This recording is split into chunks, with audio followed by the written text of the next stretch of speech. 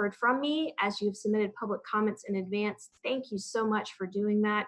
Your comments, your questions have been super helpful as we curated the content for our discussion this evening on the Route 77, specifically along Grove Avenue in the Fan. So I do appreciate you all. If you have emailed with me, then you should have, prior to the meeting, received all of the meeting links. So you are welcome to follow along there.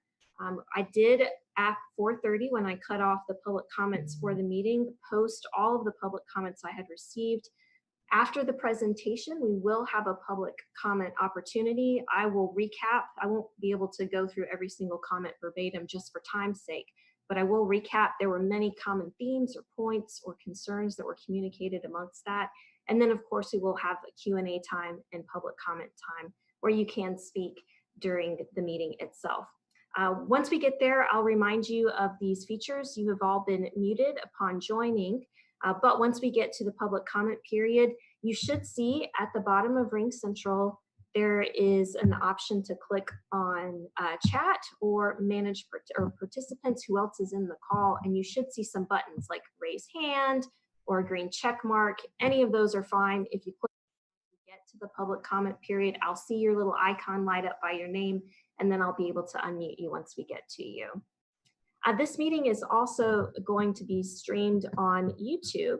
So at this time, I'm gonna double check. Yeah, we are over there. Rob, behind the scenes, has been making sure that we have multiple opportunities for people to follow the meeting, including a replay afterward. So the meeting will be available on our YouTube page. Just keep that in mind if you do have your cameras on during the meeting.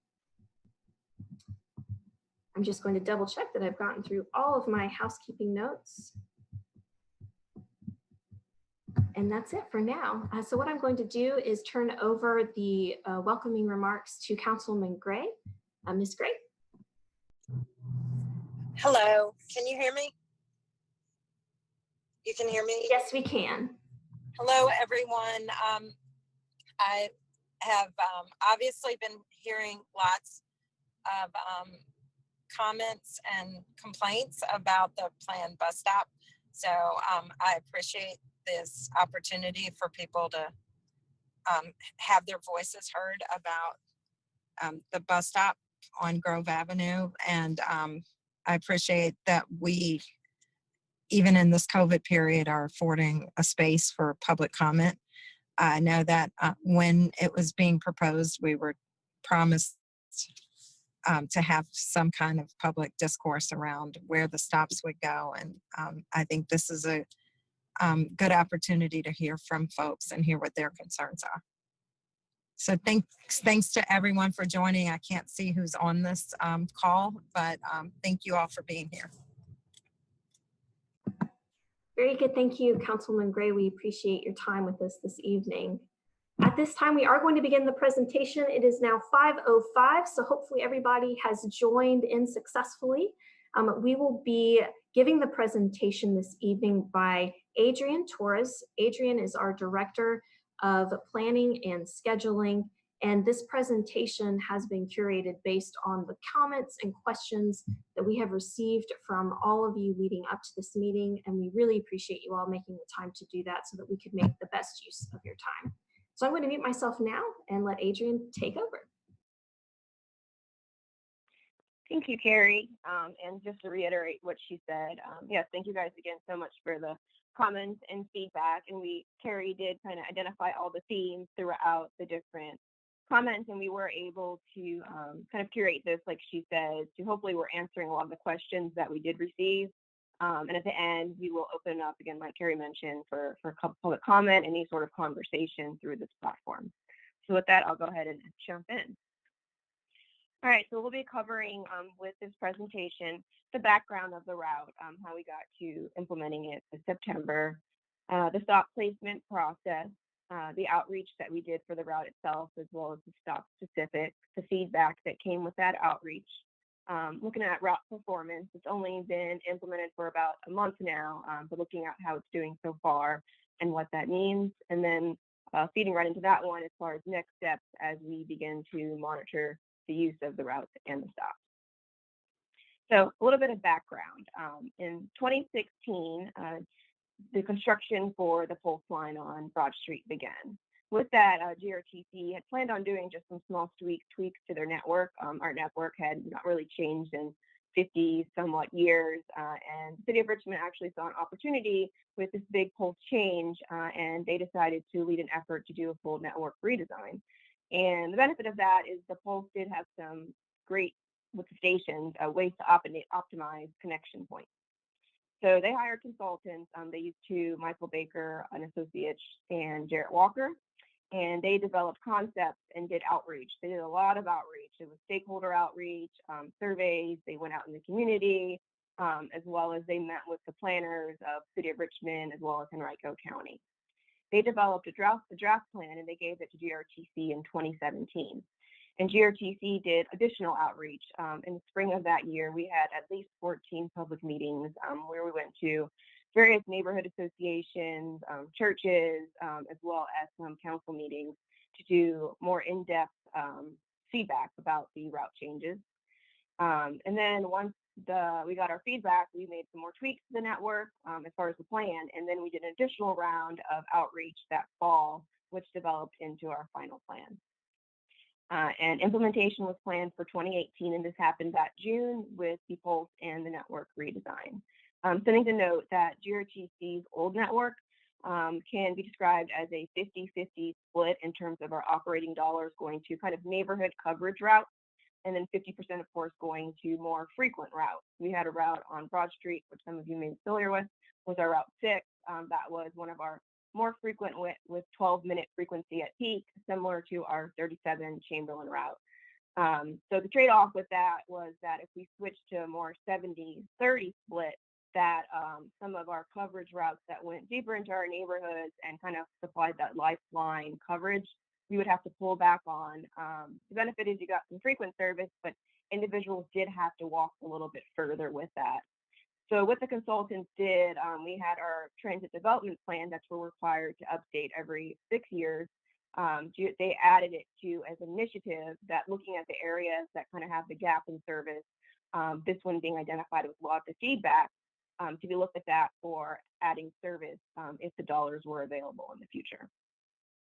So this is actually kind of a comparison of what was our legacy network. So kind of before the network redesign is the green line. And the blue lines is our network pre-September. So the arrow I have pointed in is pretty much the fan area. We reduced service. You see all the green is now it's showing still because that shows a gap in service in that area. We thought individuals could walk either to Broad or Main and Carrie, but then realized as we got feedback from the community that it was a good distance to walk, especially since the nature of the way the fan as described.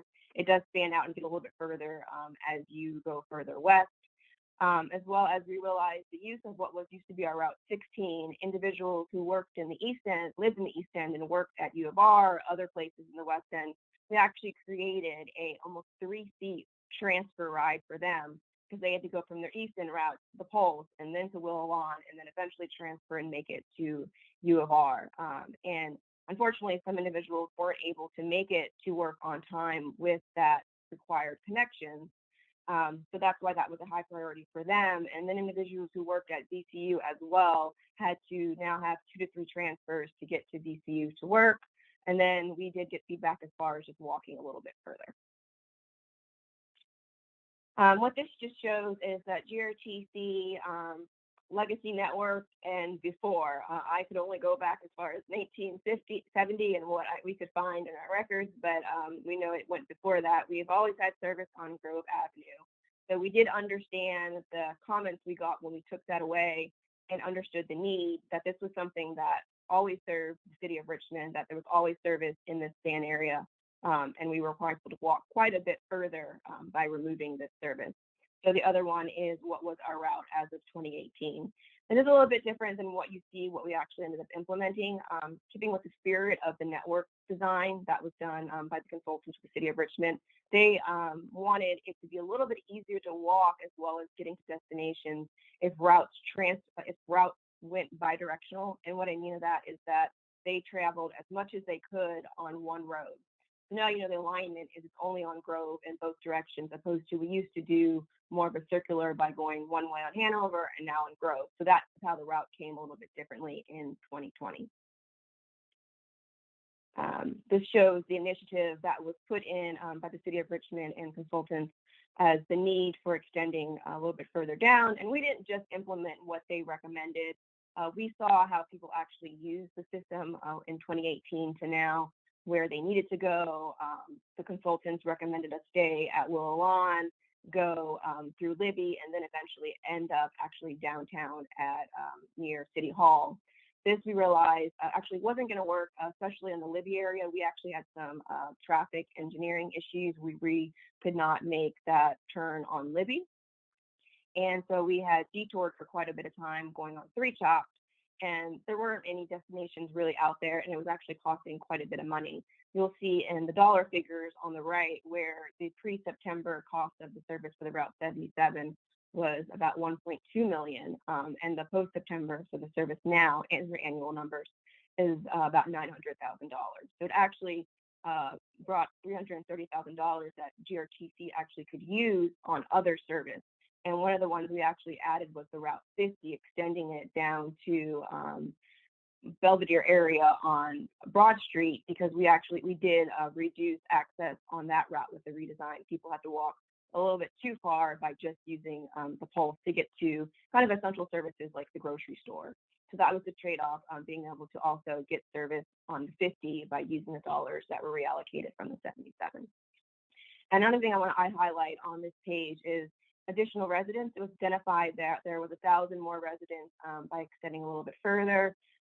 This was a big job bust. As I said, that U of R was on one side and now VCU is on the other side. VCU used to be right in the middle, as well as the 16 used to go to financial district.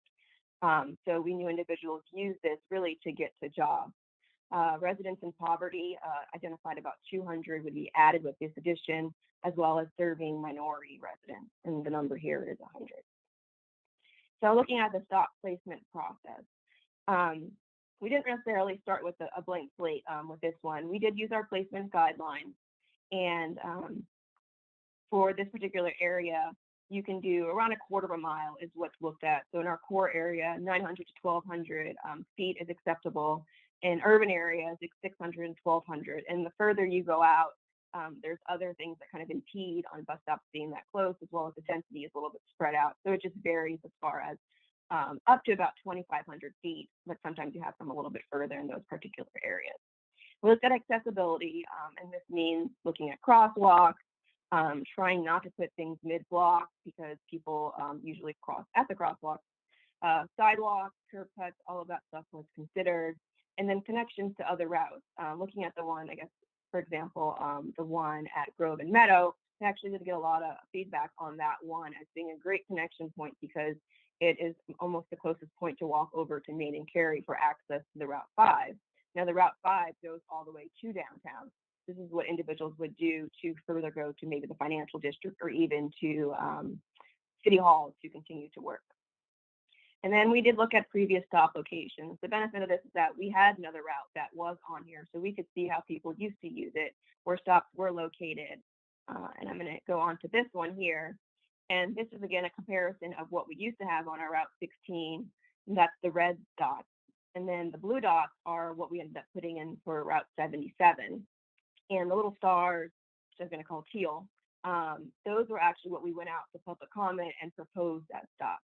In our old system, we had stops almost every other block, sometimes every block.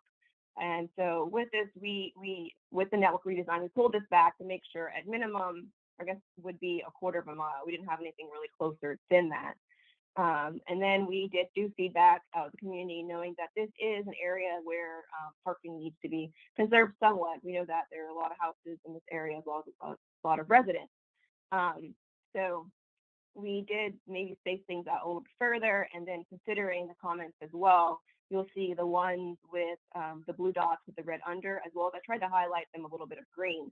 We ended up only moving forward with 2 pairs opposed to the 8 stops that we originally proposed after we got feedback. And we added one that wasn't originally proposed at Robinson. And we already had one at Robinson going west. So we just added another one going east. And we were very careful and sensitive to put this at the area adjacent to Retreat Hospital, knowing that it was already an emergency vehicle, no stopping area, to not take the parking. And so all the red dots you see there, GRTC gave the city of Richmond permission to remove all the no parking signs to be able to return parking back into the fan. So we were very careful of that, as well as the stop at Meadow. We made sure to keep it as close to the intersection as we could. And I think we actually end up only taking away one spot with that one, and that's going east. And the one west, knowing that working with City of Richmond, that you can't park, I think it's within 30 feet of an intersection. So try to keep in mind trying to use that amount of space as well. And then looking at more long-term, hoping that this route will do well and really serve the community, we did have conversations with the traffic engineering department to kind of see if we could do some sort of capital improvements, knowing that they're doing these traffic calming kind of curb bump outs throughout the city. And the benefit of that is it is traffic calming, but also GRTC can set up a bus stop in the bump out. Therefore, we do not have to pull up to the curb itself. So it's kind of a compromise to preserve parking as well as calm traffic and GRTC kind of as a set area. They said this is something that can be considered. So we'll look at this kind of as a long-term thing to maybe do in this area if it is supported. As far as outreach and feedback, you guys can look at this. Carrie also posted this PowerPoint for access on our website. But we had a public meeting in February. We went to Boulevard, knowing that's one of the destinations. We had another public meeting in February. We went to St. Mary's. We went to St. Mary's because the Route 77, before the implementation in September with the change, was one of the main routes that served the hospital. We wanted to let them know that there was a change coming, but we wanted to make sure that we were going to realign two of our other routes so that both individuals who were going to the hospital, whether to work there or were patients, would still have access. We had a third meeting in February, and this was at the main library. And then in February, at the end, we had a meeting with the City of Richmond staff to do an initial review of the actual stop. We did an online survey. This went from February all the way to July. We actually got 105 responses from that survey. 58 of the responses were for the Route 77. 44 of those were in support of the route moving forward, and then 14 were against it. We get some additional questions where we actually had the specific stops out there too on the survey. And we got 37 responses in regards to the stops for the 77. We got 15 in support of the actual stop locations. And we got 0 against the stop locations. We did get a mix of other general comments and questions that were not either for or against, more clarification. We did do an initial round of letters after we got the okay to move forward with a specific stop location from the survey. And so we had 143 that went out. And with that, we had 17 total comments. We had 11 no's for the Strawberry, 5 for Strawberry, 5 for Meadow, and 1 for Lombardi, and then 6 in support. So we took all of that into consideration when we moved forward, and that is why we ended up moving forward with only 2 locations opposed to the 4, assuming people could walk a little bit further to Robinson Street rather than putting one at Strawberry and Stafford. And then our original effective date for this route to be live was May 10th, but then COVID hit and we put off making any changes. Bringing it back, we did another public meeting notice and on July 17th went out. And that, of course, we made sure we didn't necessarily have everyone's addresses specifically, so we sent it to the Fan District Association to make sure that they sent it to everyone on the distribution list. And then we had our 4th public meeting, and that one was a virtual platform on July 23rd. And we had another round of meetings with the City of Richmond to once again finalize the stop placement to let them know this is what we finalized based on all the feedback we got above. Do you guys have any additional feedback? And the very final one was that last stop that we added was the one by Retreat Hospital. We did an additional round of letters to get feedback on that stop. That was just people who lived in the hospital itself around that bus stop. So it was only 13 letters that went out, and we actually got no comment for that. The effective date, of course, was September 13th, and the route went in service. So looking at performance, the stop. This is a heat map. And this is just 1 week worth of data, just to kind of show how the route is performing in terms of use. We'll see, of course, the 2 activity centers that I mentioned at both ends, U of R and VCU, are definitely hot spots. And you'll see a little bit of red throughout. For example, that Robinson Street stop I mentioned earlier. And that one probably is very heavily used because it is a transfer location. You can get to a few other routes from that point. And then Grove and Thompson also seems to be having a little bit of red. But anything that has blue on it also has ridership. So there are some throughout, especially like in the West End area, West Hampton, that have a few don't have use as of yet. But anything that has blue does have ridership. And then the route performance overall. And again, this is only a month's worth of data in terms of from September 11th to October 12th for the ridership. And I did an average by day type. So the first 2 rows, or the first table on the top, shows the route 50, which I mentioned, we made alignment changes to that. The route 76 also had some changes. The 77 is the one that we're presenting about. And the 79 is the route that goes all the way to Regency, which also changed a little bit. So these routes all kind of worked together, and they still do. The tweaks were there to either supplement another route if something alignment was changed in another.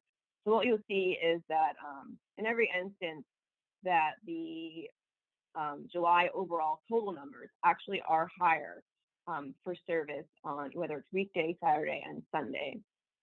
The 77 is the only one that actually has a little bit lower ridership than what it did before. But I will say a big reason for that is because, as I mentioned, the 2 activity centers are VCU and U of R, and they are doing a lot of virtual learning at this point in time, both for, I guess, students and employees. So the actual people who use it, I do see, even though it's less now, I wouldn't say that that is not indicative of what's going to happen after COVID. So next step, we will continue to monitor this route and the stop performance specifically. If there's an issue at a stop, just as far as the stop sign being there and no one is using it, we're not just going to keep it for no reason. We'll monitor the route itself as far as people using it at its activity centers. And then depending on how the route is performing and the stops are performing, we'll consider alternatives. If stop adjustments need to be done, we will bring those to review. If frequency changes need to be done, we did look at some historic frequencies from the routes in this area. And in the 70s, the one I actually had up that had 20-minute frequency. There was another one in the early 90s that actually had, I think, 10-minute frequency. And then right now we have the 30-minute frequency. So this has been a route that has served different frequency levels throughout history and has been on Grove throughout all this time. And then we'll, of course, if the route is supported and wants to, it does well as far as serving as a coverage route to get to jobs, then we will consider maybe doing some bump outs in this area. All right, with that, I will remove the presentation and open up for any public comment. Okay, thanks, Adrienne. Actually, if you could keep sharing your screen for me. Sorry, I know you just stopped sharing, but thanks everybody who've been putting questions and comments in on the chat. I have been following it. And Adrienne, if you could go back to the map that showed the little circles at the bus stops for the on and off, I am going to be going through the chat questions in just a moment. So while we are entering the Q&A period, I'll briefly go over the housekeeping for this portion of the meeting as well. We're actually running a little ahead of schedule, which is great. So you can, if you would like to ask a question or post a comment, you can type it into the chat. If you are not quite sure how to access the chat, it should be a little bubble button down near the bottom of your screen. And if you click on that, you should be able to send a chat. Just make sure that you select the everyone option so that everyone can see it and so that I can see it. I will be going through those questions in the chat, and then of course we will be opening up for public comment period as well. For public comment, if you would like to speak and be unmuted, also on the participants button where you should see 2 little people overlaying each other, if you click that, you should see some additional options for yourself, like raising the hand or a green check mark. Either one of those is fine if you select it. That will let me know that you wish to speak during the public comment period. And our public comment period is pretty much the same as City Council's. 2 minutes per person. We ask that you state your name and your residence just for the public record. All of this, of course, will be included in the video replay as our meeting is recorded. So what we'll be doing first is I will be reading the questions that have been coming in on the chat during the presentation. And one of those, Adrian, I saw several questions pop up about this map.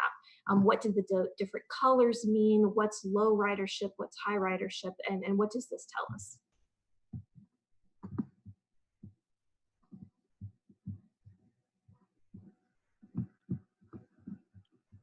I can actually share after the meeting, maybe the actual, you can click on them. I don't have it here, but it is an interactive map that you can click through and see the different stop use. Again, this is an aggregate for use. I can let you know, for example, the Grove and Meadow, I do know that one. That one is for a week, there's 9 people who use that particular stop. So you can use that almost to scale, opposed to, I think U of R is closer to almost 40 people who used it within a week. I think is that a day or a week? Sorry, I might be off on that one.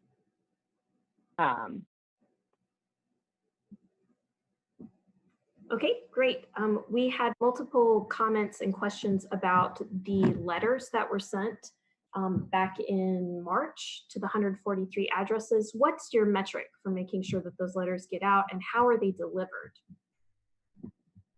Yeah, using a map, we will use the bus stop and do a buffer. So if you live within 150 feet circular of a bus stop that's being placed, then your address is grabbed from the City of Richmond parcel mapper, and you are then sent what is kind of a form letter showing that you are within the radius of the bus stop that's being proposed, and we would love to hear your feedback on the placement of this stop. And were the letters delivered in person, or were they through USPS? Oh, no, I'm sorry. Yeah, they are delivered through USPS, through the mail service. Okay, very good. All right, I am catching up. Lots of you engaging on the chat. That's really helpful. Adrian, this is a question about, and I've also gotten this in other public comments, not seeing people riding the bus from maybe their front porch. What's the time of day that people are typically using the 77? I did look at the time of day at Ridership. It looks like kind of following the standard work schedule. It looks like peaks have the majority of the ridership, but we will continue to look at this, because if it is not the right amount of service for the demand, then we can make adjustments to serve how people are actually using it. Okay, great. That actually leads to another question on this topic. If the ridership is 55, let's say, per day, how do we look at vehicle assignment for that amount of riders?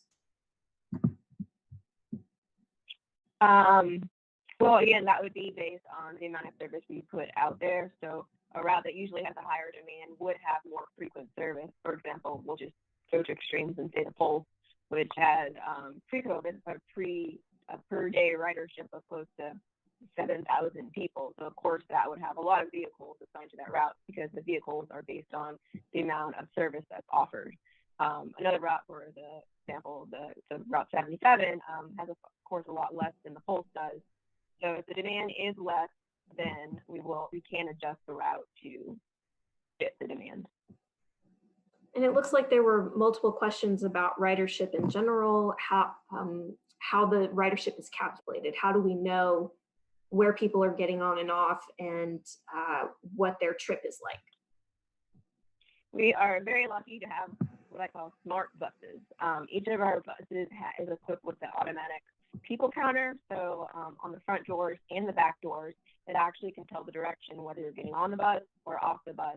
And that is captured for our sake. Actually, we get that automatically loaded onto the bus, but we download it every evening to be able to see how people are actually using the system. Okay, have another question. This map is still perfect to leave up on screen.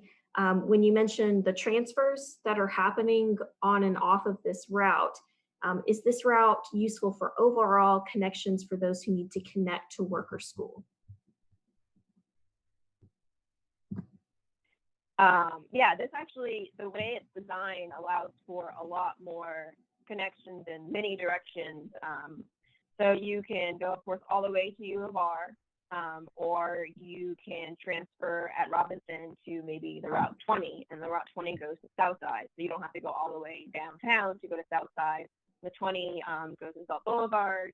It also goes to McGuire Hospital, so it allows access for veterans there. And then there's the 78 that also has intersects at Harrison, and this there's like the Maymont area, and also goes downtown. And then I mentioned the Route 5 also makes connections if you just walk over now a block to be able to get to the financial district, but not just the financial district or City Hall. You actually can go all the way to the East End on the Route 5. And or it can connect you to the Route 5 also goes to the grocery store. So you can go to Kroger out Carytown. So it allows for a lot more system access opposed to the way that it was designed before.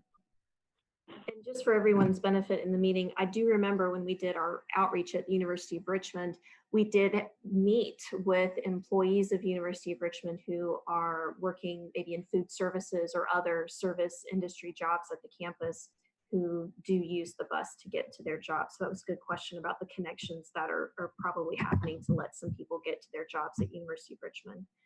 Have a question, if you could re-explain one more time. This goes back to the network redesign. What does it mean to be a coverage route, and how does that work in our new network? Yes, so typically.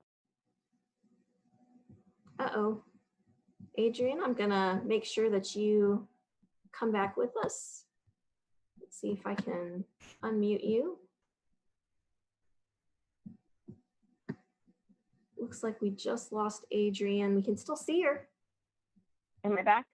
Yes, you are back. Okay. Thanks everyone for your patience. Okay. So a coverage route is a route that usually connects to either a neighborhood, and it usually has less frequency than some of our more arterial routes. Like an arterial route being a route that has usually activity centers around the whole destination.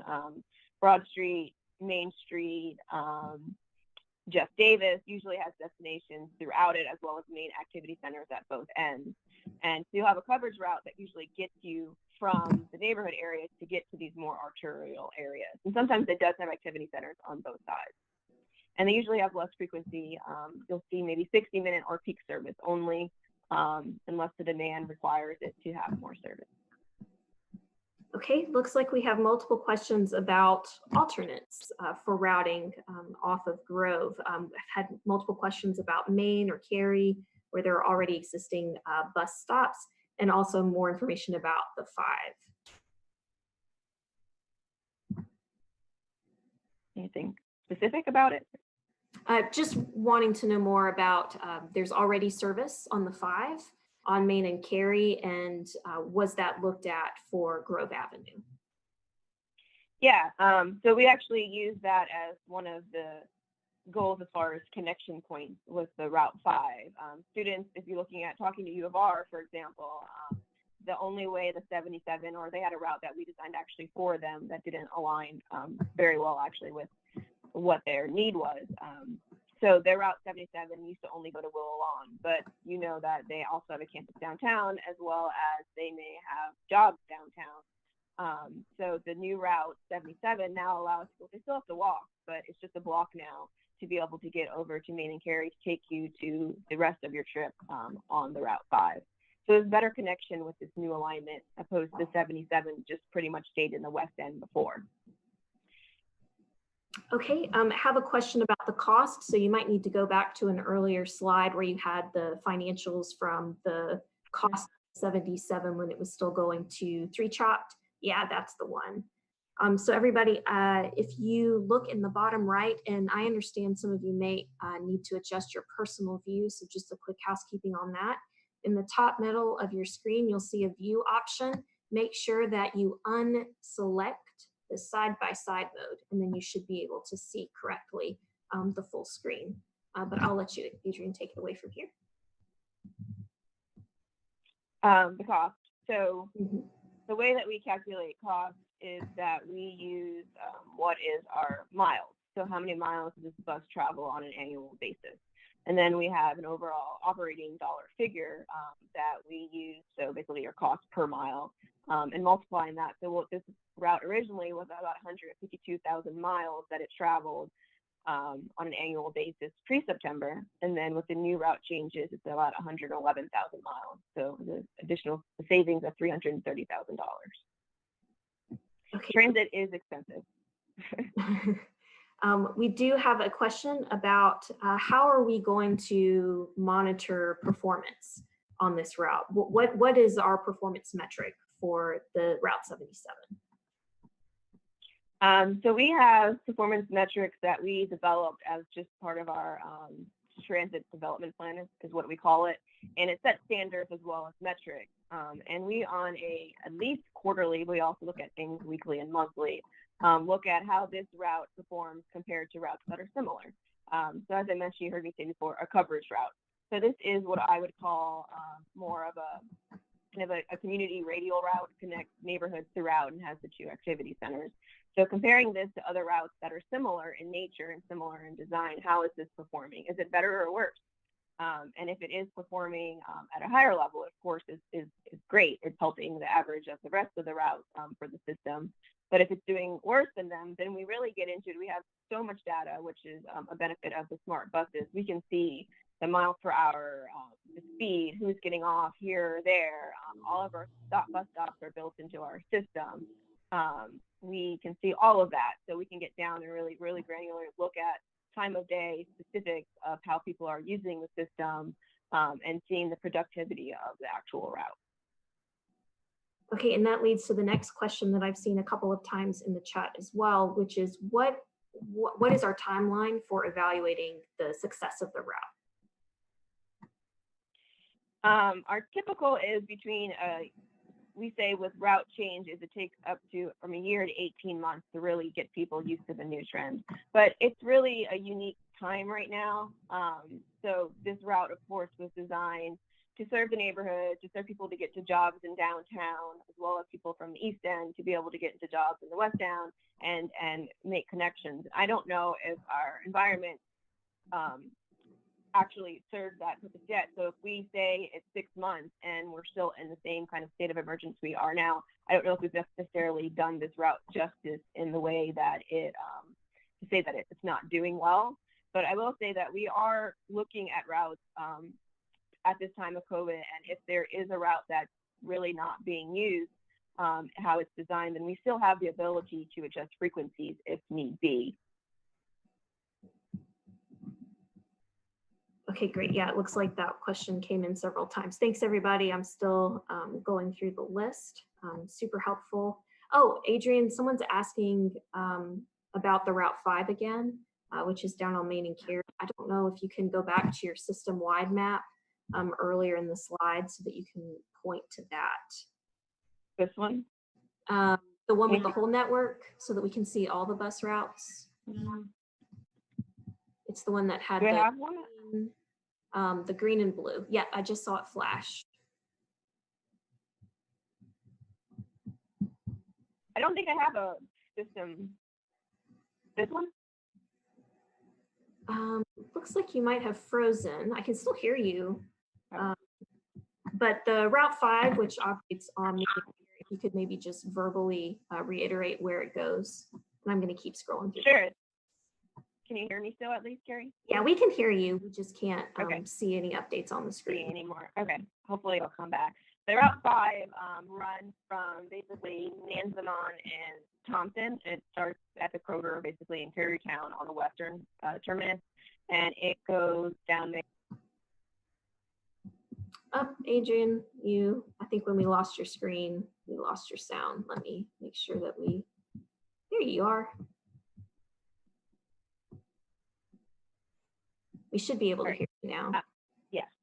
Sorry, again, just to reiterate, it goes from Tarrytown at the Kroger on the western portion, and it goes all the way down Carrie to 9th Street, and then it goes up 9th Street, hits VCU, City Hall, and then it goes from B up to Mechanicsville Turnpike and serves Mosby area. Okay. And getting some more questions about the 2018, the redesign. If you could just repeat why the 16 was eliminated and not included in after 2018. Yeah. At that time, they assumed that individuals could just walk over to Broad Street and Main and Carey, and that it really wouldn't be that far to walk. However, it did not seem to be a situation for some individuals that was a little bit too far, as well as they felt like really using the connections of the poles as kind of the spine of the system. So you'll see a lot of our routes, whether all the western routes would go to Willow Lawn, all of the eastern routes would go to Franklin and 23rd up in Church Hill. Just to make the connections there, and then you would transfer the poles. Well, realizing that requires, especially if you're trying to get to work at 6 a.m. or leave work at a certain time, like the perfect alignment. And because that was a little bit complicated in making sure 3 and 4 routes aligned to get to work, people were not necessarily making it to work on time, and also had to transfer a lot more.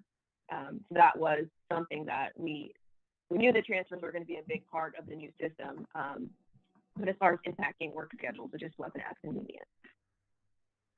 Okay, have a question about the Route 77 schedule.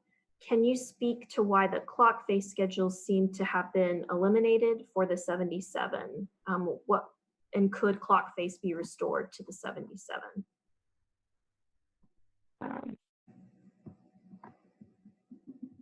Sorry, can you see my? The Route 77 with the clock face, it's about every 30 minutes is the route. I think it's every 30, every 35 minutes. So the thing about clock face is it's great. It's great for predictability, but as far as it ends up being with a lot of layover at the end of the line. And what that means is it takes a route, let's say the route runs every 30 minutes, but it only takes 10 minutes to get there. Then the operator sits at the end of the line for 20 minutes. And so you wait. Opposed to if we did shift a little bit, let's say 5 minutes extra longer for that route, we actually, instead of putting in a whole nother bus, which would be a lot more money, we let the bus sit a little bit longer. Or that was probably a lot more complicated of an answer than you're looking for. But it's just a trade-off between the operator's hours and time, which costs a lot, the operator being the most dollars, and the route schedule itself. Okay, and this is another question that's come up multiple times. Can you go in a little bit more detail about why the buses that are running on the 77 are the size that they are?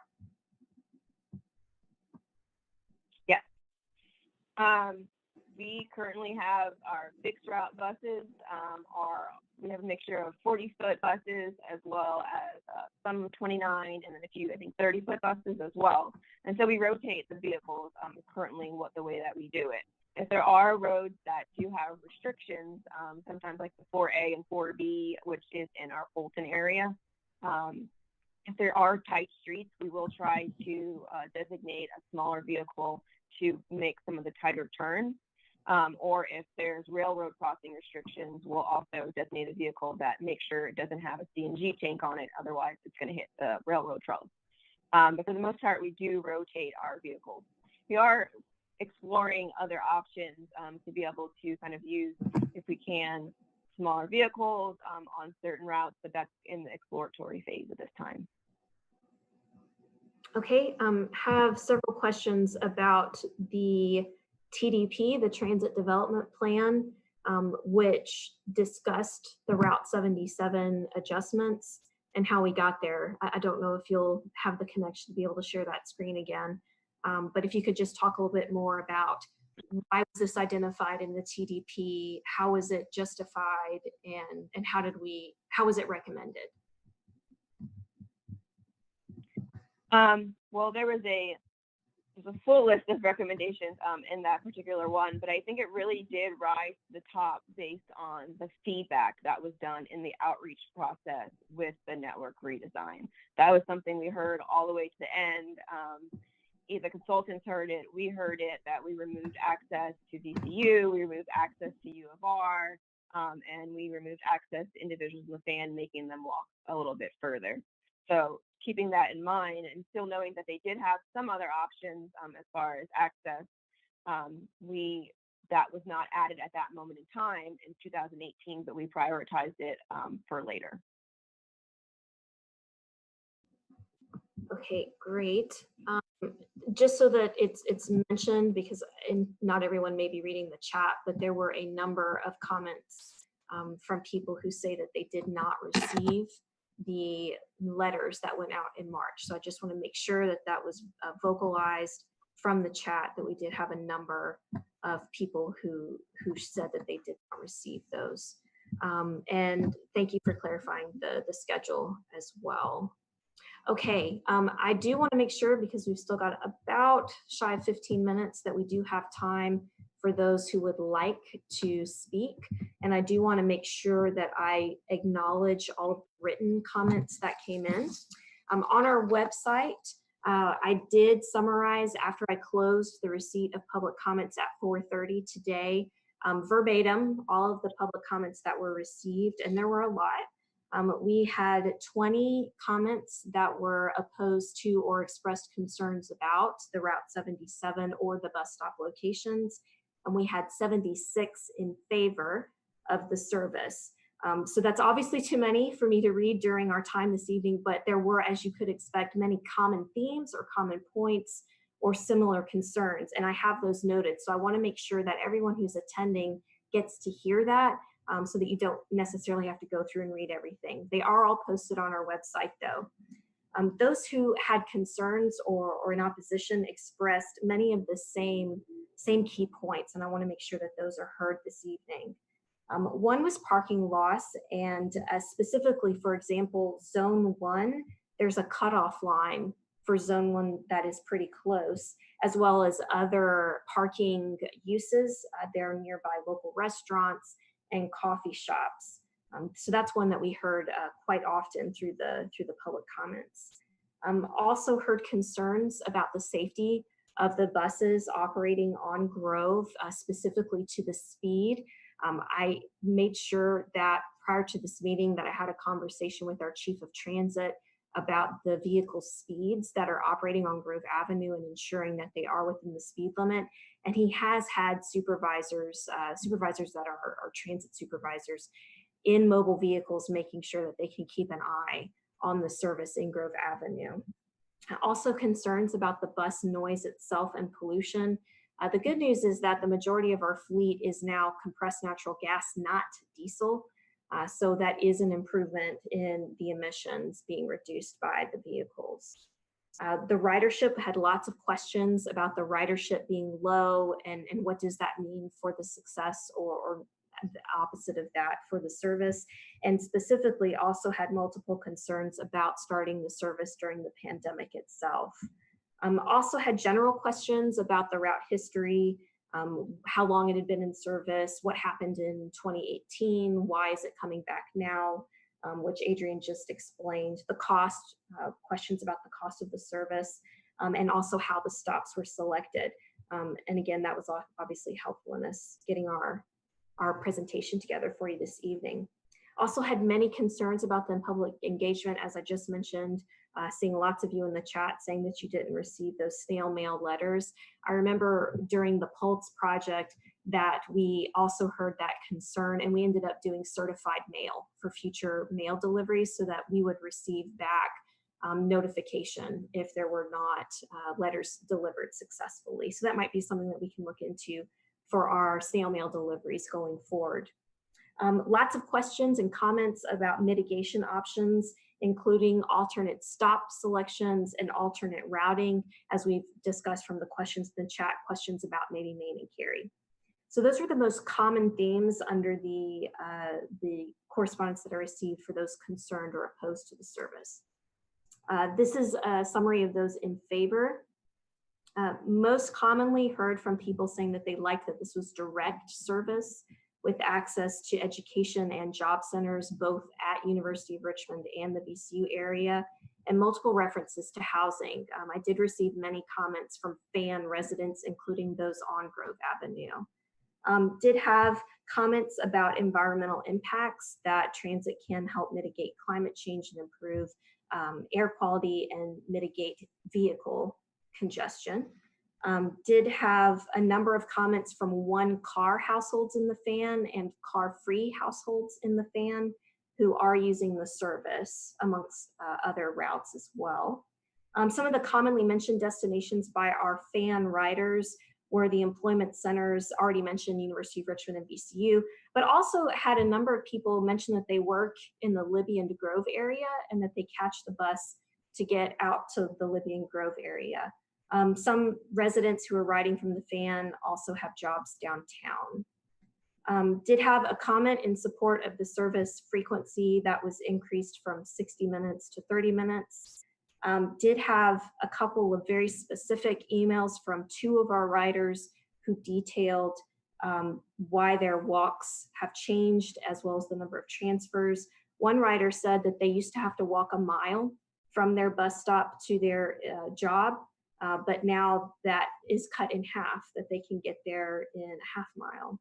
Another rider said that their total round trip included 20 blocks of walking, and now they have just 8 with the 77 changes.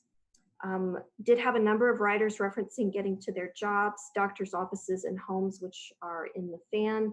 And I do want to mention this because I think it is also relevant to a comment that we got from those who were concerned or opposed to the route. They also mentioned the pandemic. Some of the riders that I heard from said that they are teleworking or are not using the bus as much right now as they normally would to get to and from their jobs, but that they do plan to start using the 77 once work from home has ended. So that summarizes all of the comments. Again, these are posted on our website, and I do see that we have some checks or raised hands over here for some who would like to speak during the public comment period, and that is great. We still have time for that.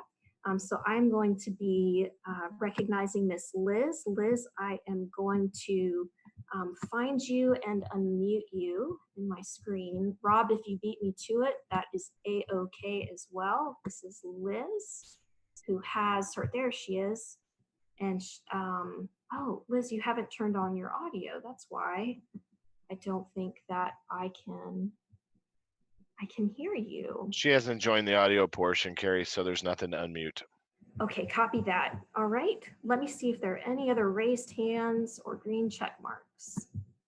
Okay, seeing none, I'm going to go back to the chat and make sure that I get caught up on any written questions here into the chat. Okay, looks like we had a question about the shuttles that were operating at VCU and also at the University of Richmond. Carrie, Yes. Liz in chat actually said it looks like she's dialed in on a phone number as well that you need to unmute. Got it. Okay. Let me see. We do have a few people dialed in by phone. Let's see. Liz, if you could, there we are. I see you. You beat me to it. That's excellent. Okay, stand by, Miss Liz. I will be. I have her unmuted, Carrie. Excellent. Okay, Miss Liz, we are going to recognize you now for your public comment. Thank you so much. Can you hear me okay? We sure can. Thank you. Excellent. It's a better connection on phone. I know I only have a few minutes. I just wanted to cover what I've covered more extensively in my written comments. I completely recognize how important it is for people to have public transportation, but this particular route on a 2-lane street in a highly dense residential area is completely inappropriate to have buses going in 2 directions. As you guys recognize, this is much different than what was going on in 2018 that was discontinued because we are only having buses going 1 direction. If you guys live in the fan, you would know that we very, very frequently have people double parking because we have to. We have deliveries from Amazon, we have UPS drivers, we have the US Mail, we have construction projects, we have the city who closes down full blocks of our street. We had numerous utility projects in that regard in the last year. And all of this together, when there is a lane that's completely blocked, the only other choice for us drivers and the buses is to go around in the other lane. So if you can imagine having two buses going each direction, which I did observations of this, and in the very limited time that I observed, I saw two buses going back and forth at the same time, very close to the parked cars. So in addition to this double parking issue and the very unsafe passing that's going on with the buses, on top of that, you have the passengers parallel parked so that if somebody opens their door into a speeding bus, and yes, I say speeding because many of them I've observed are, and I do appreciate you guys contacting the supervisors to try to make our neighborhood more safe, but you know you can't control those folks who are under strict time limitations and they have that metric they're trying to keep to as a bus driver. So imagine a parked car, and if I have photos, you can see the very, very limited amount of space. If you have two buses together in a lane passing one another and the small margin between the parked cars, it's absolutely impossible for that to work over a long period of time. It wasn't ideal when we had it going one direction, but it's completely unworkable and completely unsafe. I'm absolutely appalled. I have a young child that we have in our 1500 block, and I apologize, I didn't identify that I'm a resident on the 1500 block. I don't feel safe. We all want our children to follow the rules and use the crosswalks, but we all have to understand that young children are sometimes going to do things that we did not anticipate, and that's the reason that accidents happen. And so when you have these unsafe passing lanes, I don't see any way that GRTC, even if you do your very best, put paint all over the crosswalks, give us more lighting, which, by the way, the idea this is going to extend to 10 p.m. in 2022 is absolutely unjustified and even more dangerous to have more nighttime time where this route will be going both ways in our street. So I would ask that you would consider, in addition to the things you're going to hear from other people, parking, low ridership, just the design of our street. I do not want something to happen that happened only 5 blocks from my house on Grove 1 year ago when that poor woman was killed at Bow and Broad. Don't let that happen to our kids in our streets, please. So please consider, if you are so committed and this is the only way you can make this service work from Richmond to VCU, make it work a different way that it's safe, and at the very least, have it only going one direction on Grove Avenue or any fan street for that matter that's not a 2-lane street like Carrie or Main that have two lanes going one direction, or Broad that's a much different situation that it's more like a promenade. Thank you for considering my comments. I do want you guys to address when there would be additional consideration of what we're saying here tonight, so that this isn't just a public forum and we feel completely unheard and like we're going to go into a black box here, because I can assure you, if nothing is done here, this will not be the last you'll hear from me. Thank you. Thank you, Liz. We appreciate your comments. And as Liz referenced in her comments, she did provide a more extensive letter, and that is posted on our website for everyone to be able to see. All right, we do have 2 more people who have raised their hands. I do see Alan. I'm going to unmute you, Alan. Alan, you are now unmuted. Thank you, Carrie, and thank you, Adrian, for spending an entire hour telling us nothing. Basically, you have told us what was in your plans, and you have told us we all received notice to give comments. But your comments, from the comments you can see, we did not get notice. I live in the 1900 block of Grove. No one here got notice. The buses are virtually empty. Carrie, you talk about you got comments from so many riders. There are no riders. The buses zoom down Grove. Liz is absolutely correct. This is a terrible safety hazard, and parking is a premium in the fan. And you have now taken away multiple parking spaces for no one. No one is using these stops. No one is getting on or off. I think it's wonderful and important that GRTC provide a means of access for these folks to get to U of R to work.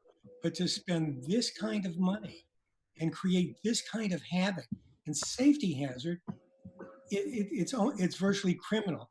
Why can GRTC not come up with an alternative way to provide transit to these folks? And Carrie, look at the comments. I am not alone in saying this. I'm just saying it out loud, but everything I've just said has been said over and over again in these comments. You have not addressed them.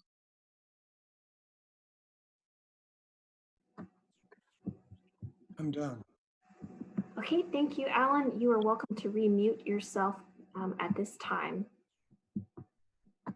All right, I am going to move on now to Mathis. Mathis, I'm going to be unmuting you. Hi, can you hear me? Yes, we can hear you. My name is Mathis, actually. Oh, thank you for correcting me. I appreciate that. I would like to know exactly what the ridership number has been from Robinson to VCU and VCU to Robinson. I have stopped many buses and I have talked to the bus drivers. I have seen 0 people in the buses that I have stopped. I have seen 2 buses that went by that had 1 or 2 passengers in it. The majority have no one in it. And I talked to one bus driver who said that during his 8-hour shift, he had had 11 passengers. And you also have on your website that the additional jobs created by this bus route is 0.07%.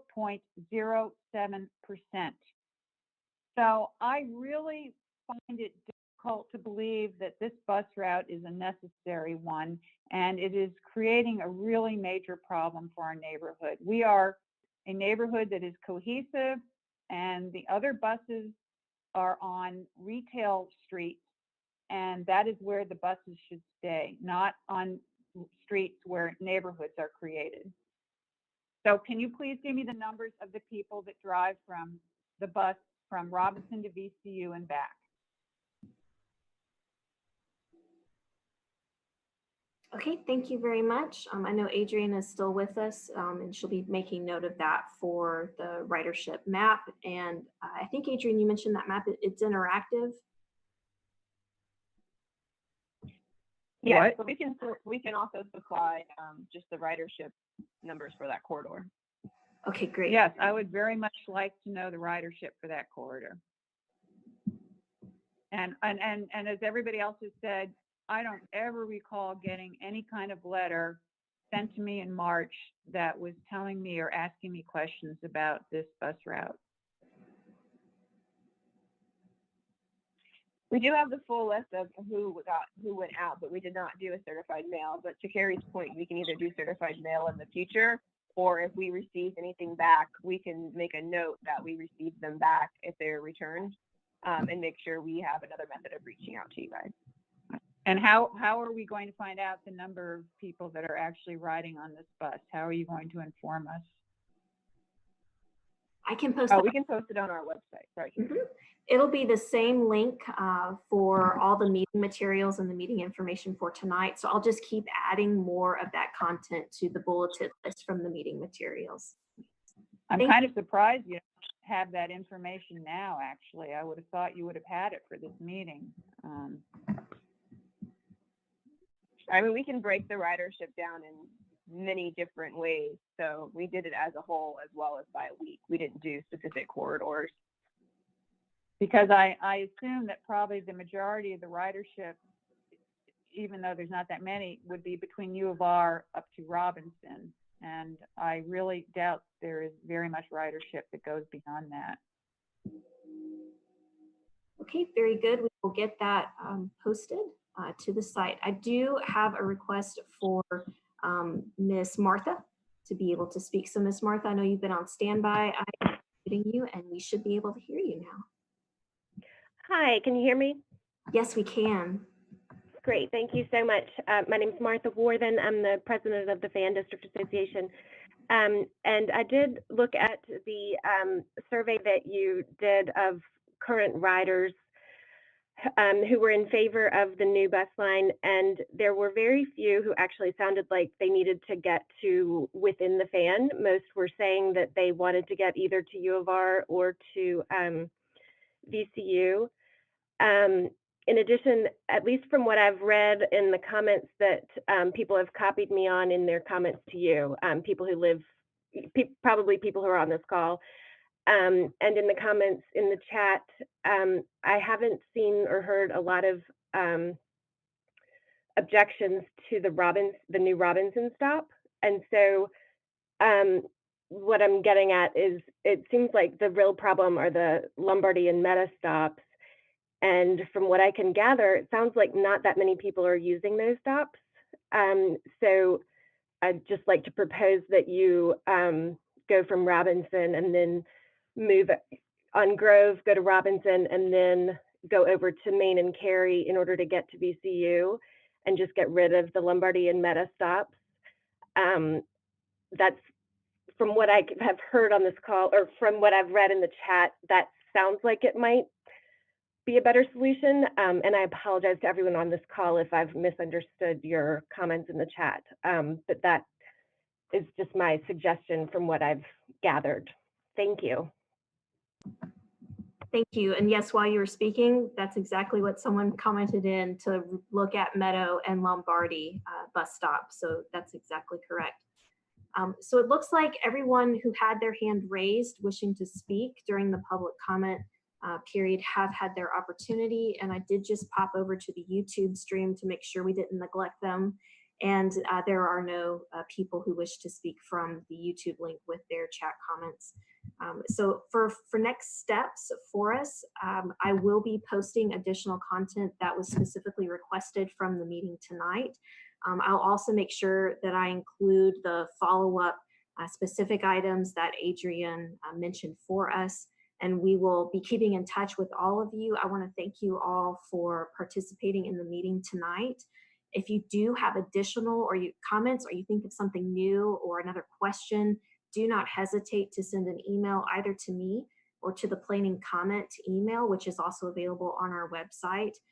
We will be keeping in touch with you. I've created a separate e-blast list that's just for you all, so that I can communicate important updates or answer questions that would be useful to the entire group. I know that we've gone a little over, but I thought it was really important to let people have an opportunity to speak and be heard, as well as have their questions put into the chat.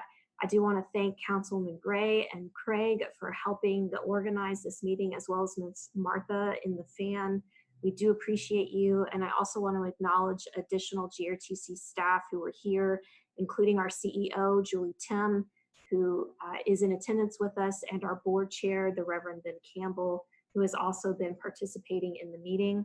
Also want to acknowledge that we did have representation from the City of Richmond staff as well.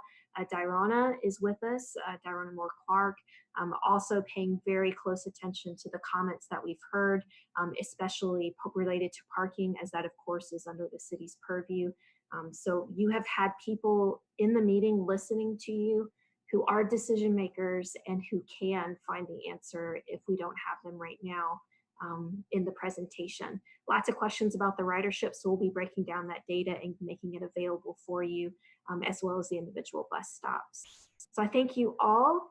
Feel free to share the replay of this video. It will be on our YouTube page. I sent out that YouTube link to everyone that I had on email already, and it is on our website.